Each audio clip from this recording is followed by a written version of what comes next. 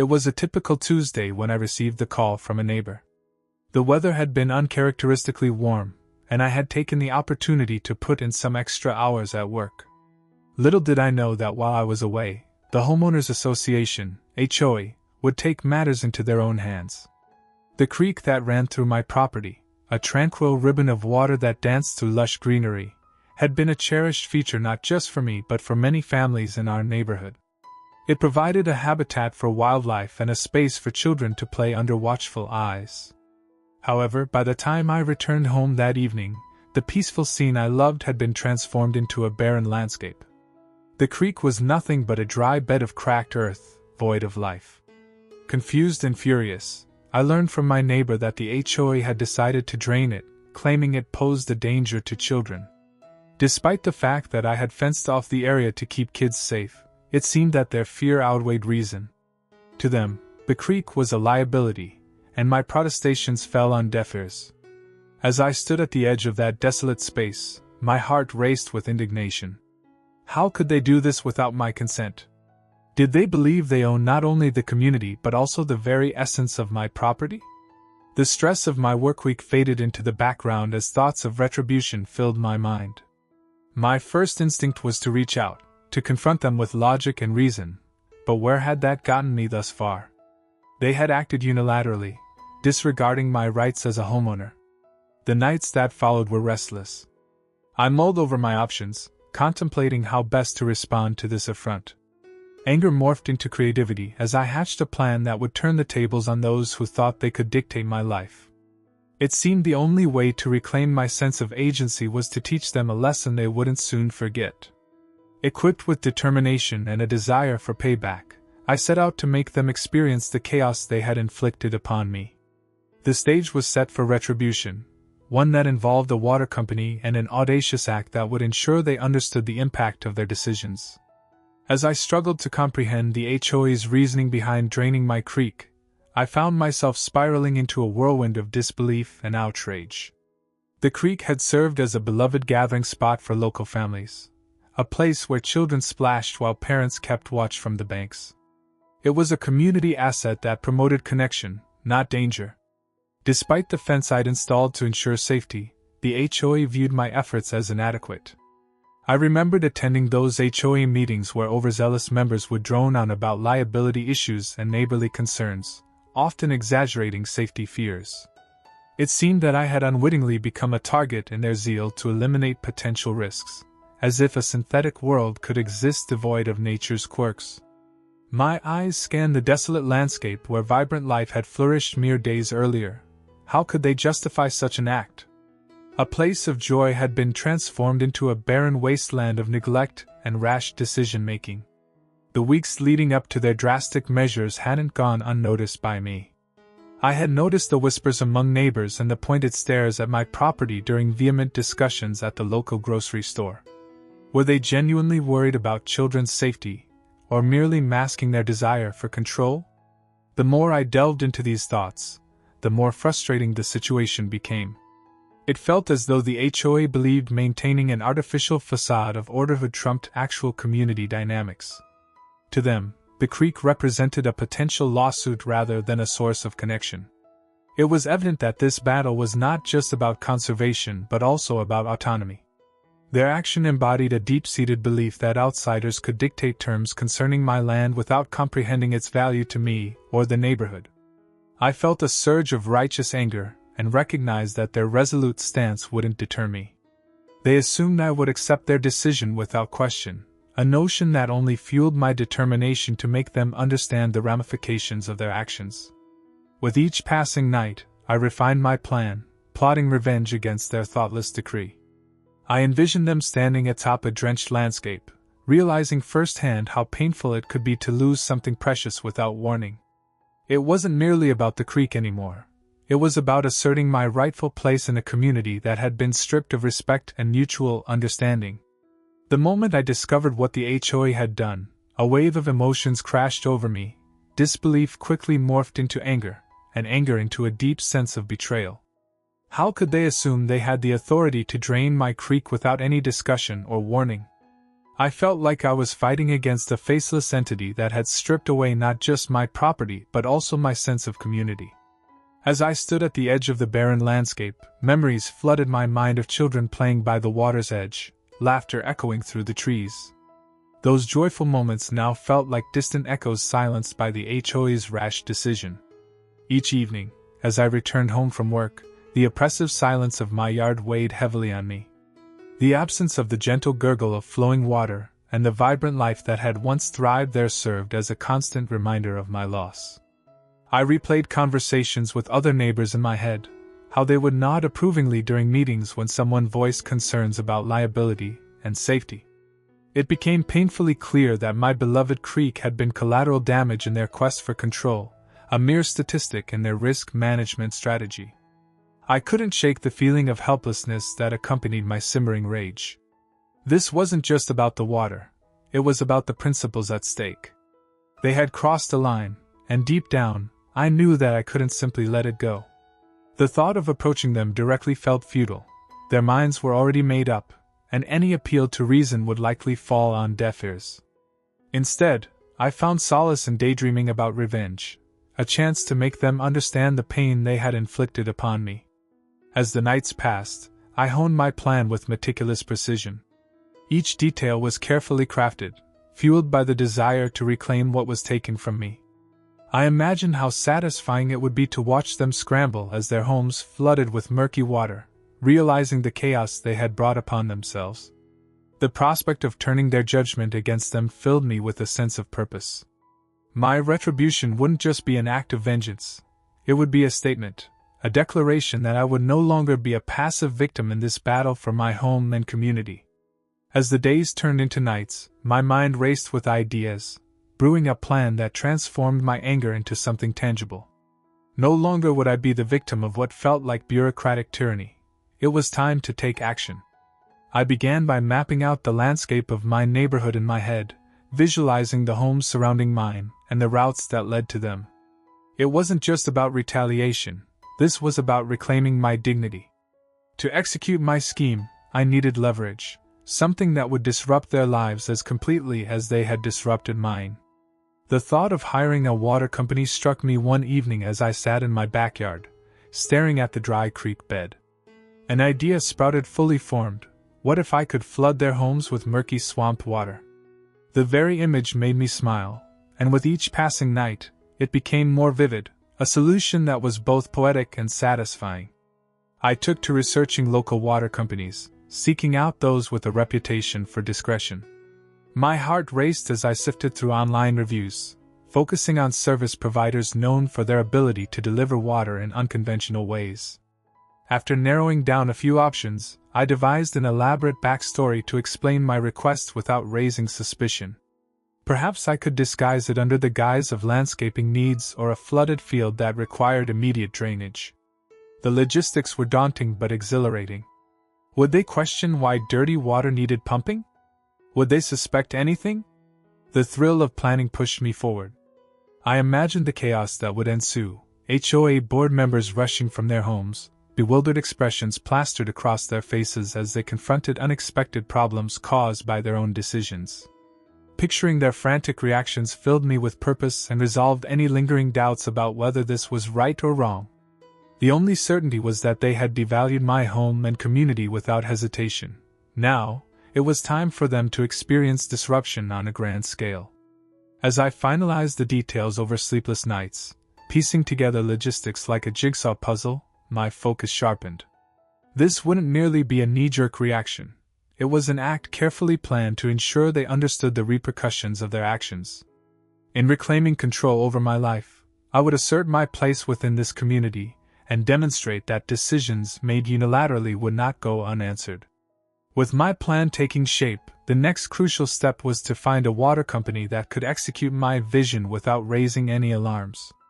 I spent hours researching local businesses, poring over reviews and ratings, trying to sift through the noise for a service provider known for discretion and reliability.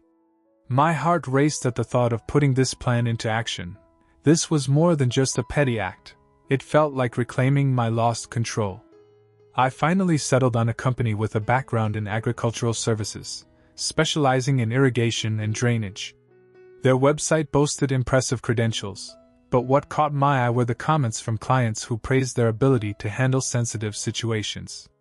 It was exactly what I needed, someone who could deliver water without drawing attention to the circumstances surrounding the request. Once I had their contact information, I rehearsed my cover story repeatedly in my mind, determined to sidestep any inquiries that might hint at my true intentions. I decided to pose as a homeowner in need of water for an emergency landscaping project gone awry, a flooded field that needed immediate addressing. It felt ridiculous, yet necessary.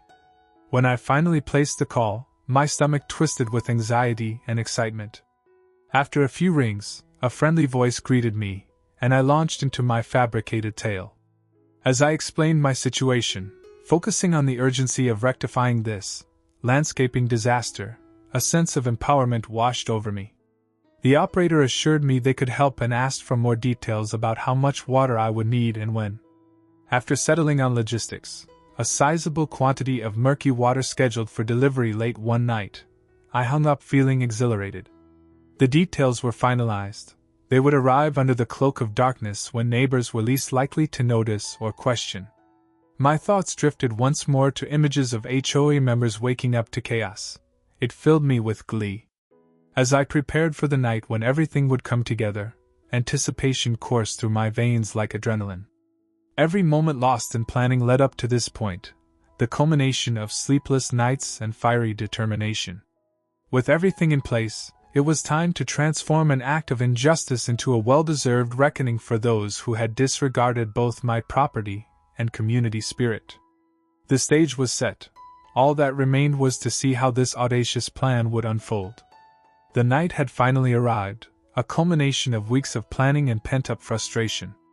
A hush fell over the neighborhood as darkness enveloped the houses, and I could feel the adrenaline coursing through my veins.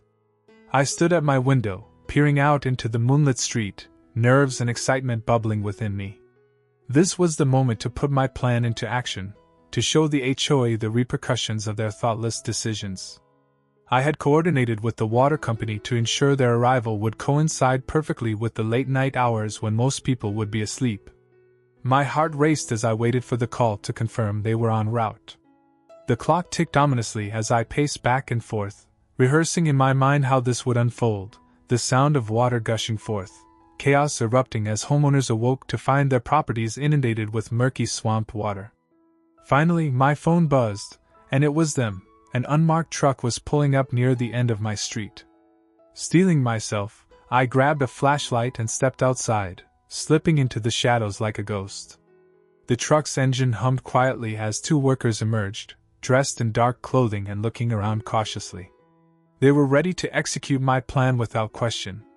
I guided them to the side of my property where the creek once flowed, pointing to an area that could connect seamlessly to the neighboring houses. As we discussed logistics in hushed tones, I felt a thrill of empowerment. I was no longer a passive victim. This was my chance to take back control. They got to work quickly, setting up hoses and equipment under the cover of darkness while I kept watch. The anticipation built with every passing minute until finally, I heard the gratifying sound of water rushing through the hoses. It was happening. The plan was in motion. As the stream began to flow, I stepped back into hiding, listening intently for any signs of commotion. Moments later, faint cries of alarm began to echo down the street, a mix of confusion and panic as residents stirred from their slumber. I couldn't help but smile. They were waking up to their own chaos, much like I had when they drained my creek. The sight of those bewildered HOA members stumbling out into their yards would be a moment etched in my memory forever. It was not just about revenge. It was about making sure they understood that their decisions had consequences. My actions were a response to their disregard for my property and community spirit. As I stood there concealed in shadows, I felt a strange sense of satisfaction wash over me. This was justice served in a manner they'd never forget. As dawn broke over the neighborhood, it was impossible to ignore the palpable tension in the air. The aftermath of my actions unfolded in vivid clarity. A cacophony of disbelief and outrage echoed through the streets as HOA members emerged from their homes, wide-eyed and disheveled. The sight was both chaotic and strangely gratifying, a manifestation of their own unwarranted decisions. Neighbors were already gathering on street corners, shaking their heads and pointing frantically at the muddy water pooling in yards. Some rushed to grab mops and buckets, while others stood frozen, absorbing the reality that they were now part of something they had previously dismissed as inconsequential. I felt a rush of exhilaration mixed with a tinge of guilt, caught between the thrill of watching them grapple with their own chaos and the moral weight of my retribution. As the sun climbed higher, a wave of complaints began to pour in, not only from those directly affected but also from concerned bystanders who witnessed the madness unfold. Conversations shifted from shocked disbelief to heated discussions about accountability. Many were outraged, venting their frustrations about how things had gotten so out of hand. Unbeknownst to them, I remained a shadow in the background, savoring the drama as it ascended. The HOA members gathered on the corner, huddled together, as if seeking comfort in their shared predicament. Faces flushed with anger and confusion, they exchanged theories about who could be behind such an elaborate act of revenge. I couldn't help but suppress a grin as I overheard them speculate wildly, never once considering that it could be a response to their own heavy-handedness. Eventually, someone summoned the authorities, hoping that they could mitigate this ludicrous situation. As officers arrived, discussions became more serious. My heart raced at the thought of being found out. Yet part of me couldn't help but feel satisfaction knowing that they would have to explain this mess to law enforcement. Their annoyance fueled my resolve. They might view themselves as protectors of order, but today they were faced with chaos born from their own decisions. As I watched from my window, powerless yet empowered, I realized that this moment was bigger than mere revenge. It was a communal awakening. Even my previously indifferent neighbors began to question the authority of the HOA. Perhaps this disruption would lead to a much-needed dialogue about community values and the importance of respecting individual properties. The day was only just beginning, and while I knew the evening's antics would be scrutinized for days to come, I couldn't shake the feeling that I had stirred something important in our community, an awareness that might just reshape how we viewed our neighborhood governance and our interconnected roles within it. As the dust began to settle on the chaotic aftermath of my retribution, I found myself immersed in a whirlwind of conflicting emotions. The exhilaration that had surged through me during my daring act was gradually being overshadowed by a creeping sense of doubt and reflection. Standing at my window, I surveyed the scene outside, where residents grappled with the unexpected intrusion of muddy water and the consequences of their complacency regarding the HOA's decisions. I had achieved what I set out to do, unleashing a torrent of chaos upon those who had dismissed my property rights and my sense of belonging in this community. Yet amidst the satisfying cries of alarm, I wondered if I had gone too far. Was flooding their homes truly the solution I sought? In seeking retribution, had I inadvertently crossed a line that could diminish my own standing in the eyes of my neighbors? As the aftermath unfolded, conversations among residents shifted from panic to blame, a discussion of who could possibly have orchestrated such an act. It became clear that while I had successfully shaken the residents' complacency, I had also planted seeds of division. Would they rally around a common cause or fracture beneath the weight of distrust toward one another? I began to recognize that while the HOA had acted with authority and disregard for individual needs, my response risked creating further animosity within our community. Instead of fostering unity or inspiring change, my actions might deepen existing rifts among neighbors. The adrenaline rush from watching their chaotic retreat began to feel less like victory and more like a catalyst for conflict. In a moment of clarity, I realized that reclaiming my dignity and community didn't have to come at the expense of others. There was a chance to engage in meaningful dialogues about governance and accountability moving forward. Striking fear into the hearts of those in power had its allure, but perhaps genuine progress lay in cultivating understanding and fostering cooperation among neighbors. As dawn transitioned into day, I weighed my options carefully. I could choose to confront this challenge with further acts of defiance, or take a step back to advocate for change through dialogue. This moment could pivot our community from chaos to cooperation, a true awakening instead of merely stirring unrest. What did it mean to rise above anger and instead offer a path toward mutual respect? Perhaps this was the true legacy I should aspire to create, one that embraced communication over chaos and redefining our community's future. In the days following the flood, the atmosphere in the neighborhood shifted. What began as shock and anger gradually transformed into a desire for resolution and change. Many residents, still reeling from the chaos, found themselves reflecting on the role of the HOA in their lives. Their shared experience of turmoil became a catalyst for open discussions, where once there had been only hushed whispers behind closed doors. Determined to channel my own journey toward accountability and responsibility, I decided to engage with my neighbors rather than retreat into isolation.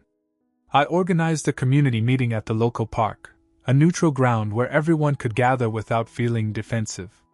I hoped to facilitate an honest dialogue about our shared concerns regarding both the HOA's authority and our collective responsibility as homeowners. As the sun set, casting a warm glow over our gathering, I felt a mix of nervousness and anticipation. Neighbors arrived, some still brimming with resentment, while others expressed curiosity about my role in recent events. I took a deep breath, knowing I had to be transparent about my actions while also steering the conversation toward constructive solutions. "Let's start by acknowledging what happened," I began, my voice steady. "We've all felt the impact of recent events, the confusion, anger, and even fear that comes from feeling powerless. But instead of letting this divide us further, we have an opportunity to come together." To my surprise, many joined in eagerly, sharing their thoughts on how we could cultivate a stronger sense of community that emphasized cooperation over conflict. Lively discussions blossomed. People spoke passionately about wanting to hold the HOA accountable without undermining each other's property rights or personal needs. We brainstormed ideas, establishing a community committee to review HOA policies and advocate for more transparent governance was at the forefront of our dialogue. We envisioned creating forums for ongoing communication between residents and board members to prevent future misunderstandings or unilateral decisions. As weeks turned into months, those initial conversations transformed into actionable plans. We rallied support from other members who were equally disillusioned by the HOA's decisions but had previously felt silenced. A newfound sense of camaraderie emerged as we worked toward tangible reforms. Reflecting back on that night in the park, I realized that while my actions had sparked chaos, they also ignited a crucial conversation within our community, one that could reshape our future together. The path forward was no longer about retribution but rather collaboration, a journey toward creating a truly inclusive neighborhood where every voice mattered and respect reigned supreme. In reclaiming our community spirit, we were not just healing, we were forging a new identity grounded in unity rather than division. As I look back on the tumultuous journey that began with the draining of my creek, I realize how far we have come as a community. Initially driven by a quest for revenge against the HOA, my actions sparked chaos but ultimately ignited a much deeper conversation about accountability, governance, and our collective responsibility as homeowners. The flood may have been an act of defiance, but it also served as a wake-up call that brought neighbors together in ways I never anticipated. The community meeting I organized became a pivotal moment in our neighborhood's evolution. What started as a gathering fueled by anger transformed into a constructive dialogue filled with hope and shared aspirations for the future. Neighbors who once stood divided were now united by common goals, determined to foster an environment where each voice mattered. Together, we brainstormed actionable strategies to ensure that the HOA would be held accountable for its decisions while promoting transparency and collaboration. In the weeks that followed, we established a community committee dedicated to advocating for homeowners' rights. It was inspiring to see residents step up, offering their expertise and passion to the cause. As discussions progressed, we drew up proposals for regular meetings with HOA representatives, ensuring our concerns would no longer be brushed aside. This newfound sense of empowerment breathed life into our community spirit, allowing us to reclaim our narrative from those who had overlooked our needs. Reflecting on my initial motivations, I understood now that true leadership lies not in striking fear into others but in building bridges and cultivating understanding. The chaos I had created led to a transformative moment, not just for me but for everyone involved. We learned that conflicts can serve as catalysts for change when approached with openness and a willingness to listen. As our community continues to evolve, I am filled with optimism about our future. The lessons learned from this experience have reshaped my perspective on conflict resolution. Instead of seeking revenge or harboring resentment, we've embraced the idea that growth stems from dialogue and collaboration.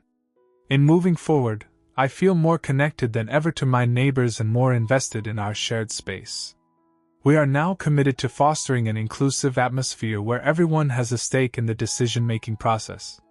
It is this sense of unity that will guide us as we navigate future challenges together, no longer just a group of individuals under the HOA's rule but a vibrant community standing strong in mutual respect and understanding.